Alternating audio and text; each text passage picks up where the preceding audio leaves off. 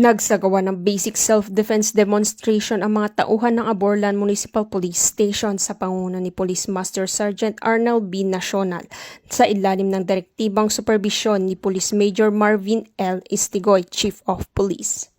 Katuwang ng Aborlan Municipal Police Station sa nasabing aktibidad ang Municipal Social Works and Development Office na pinamumunuan ni Hernando B. Cayaon at ang Local Government Unit na kinatawan ni SB Reyna Michelle Ruhen at SB Rafael C. Ortega III.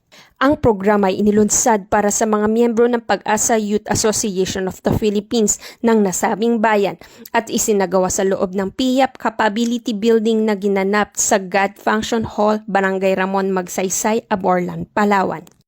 Layunin ng aktibidad na bigyan ang mga kabataan ng kaalaman at kasanayan sa tamang pamamaraan ng pagtatanggol sa sarili upang maging handa laban sa anumang uri ng banta o pisikal na panganib. Ang isinagawang basic self-defense demonstration ay malino na pagsasabuhay ng 7-point agenda ni Acting Chief PNP, Lieutenant General Jose Melencio Nartates Jr., particular sa pagbibigay proteksyon at pagpapalakas sa sektor ng kabataan laban sa iba't ibang uri ng banta.